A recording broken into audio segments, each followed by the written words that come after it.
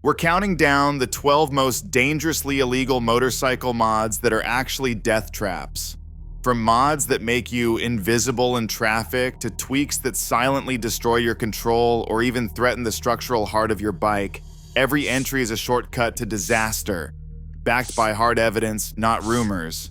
Which mod is just an expensive ticket, and which one guarantees a hospital ride? Let's kick off the countdown with number 12. The first visibility trap most riders underestimate. Number 12 is the blacked out headlight, the go-to move for riders chasing that mean, custom look. Here's the problem. Tinting your headlight lens slashes your usable light by nearly 60%. That's not a guess. That's straight from SAE photometric tunnel tests and FMV SS 108 standards. At night, your beam pattern gets distorted, scattering light where you don't need it and leaving the road ahead in the dark. Deer, potholes, and even a stalled car become invisible until it's too late. The real kicker? Cars waiting to pull out can't see you coming. Insurance data shows riders with blacked out headlights are 3 times more likely to be in a night crash. That $50 eBay tint job doesn't just risk a fix-it ticket or a fine. It's a shortcut to the emergency room. The law isn't there to kill your style. It's there because physics doesn't care how cool your bike looks when your headlight's gone dark. Number 11 is the integrated taillight, the darling of the clean rear end crowd. Here's the ugly truth. You just erased the safety triangle that every non-rider relies on to keep you alive. Instead of a clear brake light and 2 separate turn signals, you've got a single fuzzy red blob. The FMVSS 108 rules exist for a reason. Human legibility tests show that when you mash all your signals into one spot, drivers are 50% less likely to pick up on what you're doing. That's not a style upgrade. That's a guaranteed way to get rear-ended. Insurance Institute data puts your risk at 2.5 times higher for a stoplight crash. Drivers behind you can't tell if you're braking, turning, or just sitting there, all for the sake of a minimalist look. The next time you see a bike with a single glowing dot for a tail, remember, that's not custom, that's a bullseye for a distracted driver. Number 10 is the tucked license plate, the favorite trick for dodging speed cameras and chasing that clean rear end. Here's what you actually did. You wiped out the one piece of retro reflective material designed to catch headlights and alert drivers behind you. A standard plate is engineered to bounce light straight back to its source, making you visible in a car's low beams from over 100 feet away. Tuck it under the tail or angle it up, and you lose up to 70% of that visibility at the most common follow distances. That's not a guess, it's straight from NHTSA angle tests. You might as well be riding with your tail light off. At night, you become a ghost, unseen by drivers, invisible to plate cameras, and a magnet for traffic stops. The fine is the least of your worries, 4 times the risk of a nighttime crash, all for the sake of hiding from a red light camera. If you want to disappear, this is how you do it. Just hope the next car sees you before it's too late. Number 9 is the mirror delete, or the switch to bar-end mirrors. On paper, it's a slick move. Clean bars, nothing sticking up, pure cafe racer vibes. But here's what you actually did. You just erased your primary defense against the number 2 killer of street riders: lane change and side swipe collisions. Factory mirrors are engineered to give you a clear view of both lanes behind you and the critical blind spots at your flanks. Yank them off, and your field of view shrinks by up to 75%. Even bar-end mirrors, when they're not vibrating into a blur, miss the upper rear quarter where cars love to lurk. The data is brutal. With non-standard mirrors, or none at all, your risk of getting taken out by a car you never saw coming more than doubles. That's not speculation. It's why every DOT and FMVSS standard mandates mirror coverage zones. No one can shoulder check every second in city traffic. You didn't just clean up your bars, you made your next lane change a roll of the dice. Number 8 is the classic ape hanger handlebar. Nothing says wannabe outlaw like grips towering over your shoulders. But here is what you actually bought: a ticket to losing control when it matters most. Human factors studies and crash reconstructions agree. When your hands are up high, you have just doubled the distance your arms need to travel for every steering correction. That means in a real emergency, say a tire carcass in your lane, your reaction time is not just slower, it is cut in half. You are not steering, you are flailing. Ergonomics labs have mapped this out. Above shoulder bars force you into a weak, awkward posture, sapping your leverage and your ability to counter steer. The bike feels cool standing still, but at speed, you are fighting both physics and your own anatomy. That is why nearly every state caps bar height. California, New York, Texas, Florida, and most others set the legal limit at shoulder height or 15 inches above the seat. Get stopped with illegal bars, you are looking at a fix-it ticket, a fine or worse, insurance refusing to pay out after a crash. The only thing these bars guarantee is that your next swerve will be your last. Number 7 is the chopped fender, the shortcut to that stripped-down, bare essentials look. Here's the reality, you just turned your bike into a rolling sandblaster. Factory fenders aren't just for show. They're engineered to contain the rooster tail of water, oil, and grit your front tire kicks up at speed. Cut them short, and the spray pattern explodes. SAEJ 1029 tunnel tests clock a 69% increase in the upstream spray plume. That means every puddle, every oil patch, and every stretch of gravel road now launches a direct hit at your visor, your chest, and every exposed wire under your tank. You're not just risking a face full of road grime, you're blinding yourself at the exact moment you need clear vision most. And it doesn't stop there. That same spray finds its way into your wiring harness, fuse box, and connectors, accelerating corrosion and short circuits. The next time your electric's cut out in a downpour, remember, you paid for that privilege with a hacksaw. The style points vanish the first time you can't see, can't brake, or can't start your bike after a rainstorm. Short fenders don't just look unfinished, they leave your safety and your machine wide open to failure.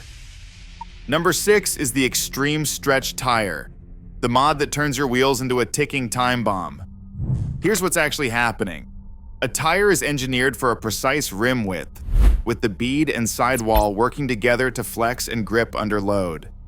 When you force a tire onto a rim that's too wide, you thin out the sidewalls and weaken the bead's hold. ETRTO compatibility tests show that a stretched tire can lose up to 80% of its bead retention under sharp lateral loads. That means the moment you lean hard into a corner or hit a pothole, you're gambling with an instant debead. Lab sweeps using high-speed rigs have documented the failure. The tire pops off the rim, pressure dumps, and the contact patch vanishes. There's no warning, no slow leak, just a sudden low side that leaves you sliding across the asphalt. Insurance data backs it up. Riders running stretched tires are 3 times more likely to crash in corners. This isn't just a style risk. It's the first mod on this list that guarantees a mechanical failure you can't ride away from. Number 5 is the chopped exhaust baffle. The go-to move for anyone chasing that loud pipes save lives myth. Here is what you are actually doing. You just gutted the back pressure your engine needs to run right. On a dyno, the air-fuel ratio swings lean, sometimes dangerously so. The result? Your combustion temperatures spike by over 140 degrees Fahrenheit at the header, and your ECU cannot keep up. It tries to compensate, but with the baffles gone, the O2 sensor gets fed a constant stream of bad data. That means your engine runs hot, your valves and pistons start to cook, and you are flirting with pre-ignition every time you open the throttle. Infrared thermal imaging has shown underbody temperatures high enough to melt nearby plastics and wiring. Forget the noise ticket for a second. What you have really bought is a $3,000 engine rebuild on top of a possible EPA fine for emissions tampering. You did not just make your bike louder. You set a countdown timer on your top end. When the power drops, the wallet pain hits next. The forum said it was a free horsepower mod, but the only thing you are guaranteed is a lighter bank account and a blown motor. Number 4 is the homemade frame cut and weld, the ultimate DIY disaster hiding in plain sight. A motorcycle frame isn't just a collection of tubes, it's a precision-engineered structure, designed to flex and absorb forces in ways you can't eyeball in your garage. Grab a grinder, hack off the subframe, and lay down a bead with your bargain welder, and you've just turned your chassis into a loaded gun. Metallographic fatigue tests show that uncertified welds and amateur cuts create stress risers, tiny invisible cracks that multiply under every bump, pothole, and hard landing.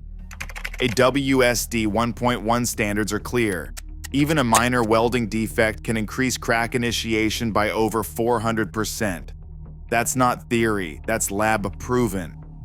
The heat-affected zone from a bad weld becomes brittle, and the grain structure is ruined. The first time you hit a deep pothole at speed, the frame doesn't bend, it snaps.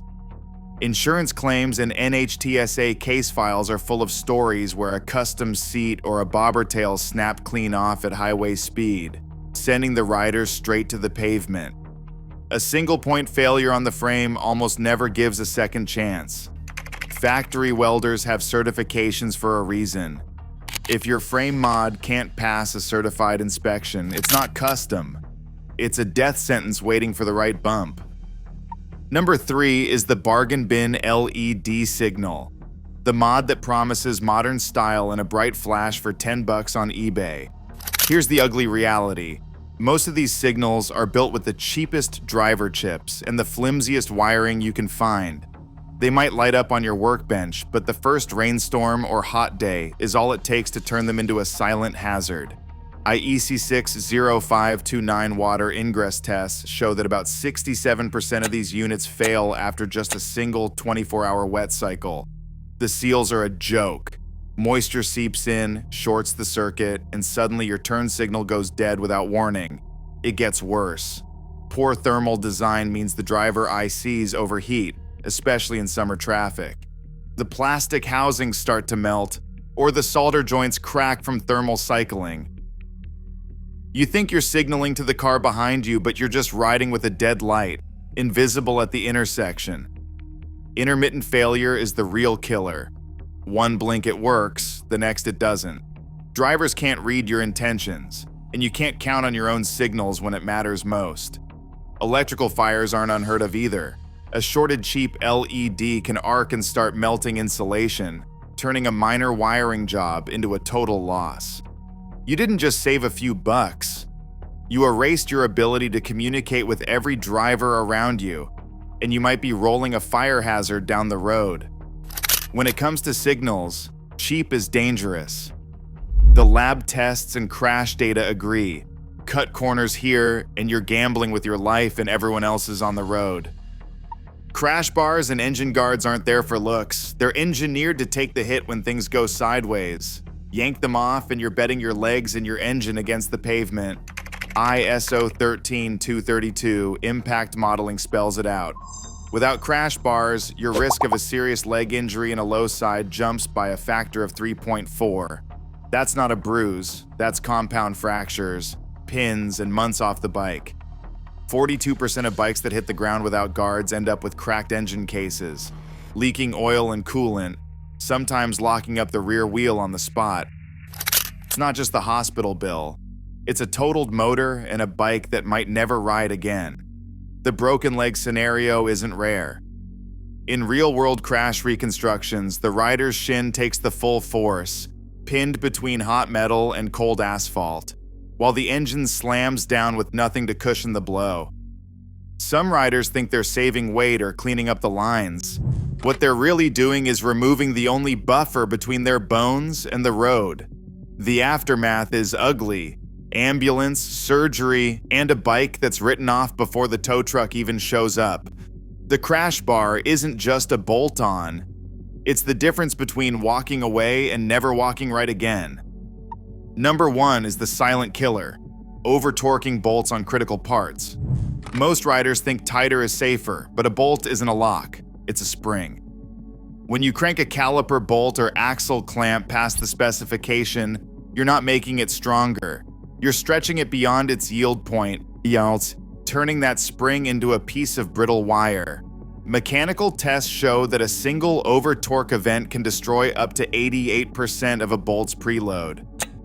That means the clamp force holding your brake caliper, wheel, or engine mount together just vanished, even though everything feels solid in your garage. The failure doesn't announce itself. There's no warning rattle or slow fade. The bolt just lets go the next time it's stressed, usually at speed, under braking, or during a hard landing. Instrumented torque-to-failure tests make it clear. Once you pass the elastic limit, the threads start to deform, the shank necks down, and the clamp load collapses. The result is a clean, catastrophic break. Exactly what forensic labs see in crash investigations. Yamaha and BMW have both issued recalls for over-torqued caliper and engine mount bolts after field failures led to sudden brake loss and frame separation. Service manuals are blunt for a reason. Exceed the torque, and you're gambling with every joint that keeps your bike together.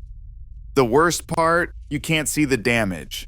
The bolt looks fine until the exact moment it fails, and by then, you're already in the crash report.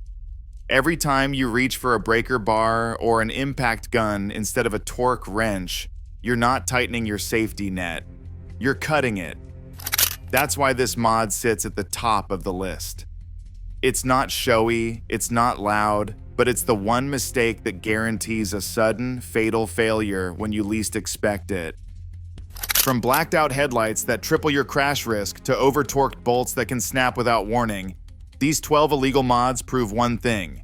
The road doesn't care how cool your bike looks. It punishes every shortcut.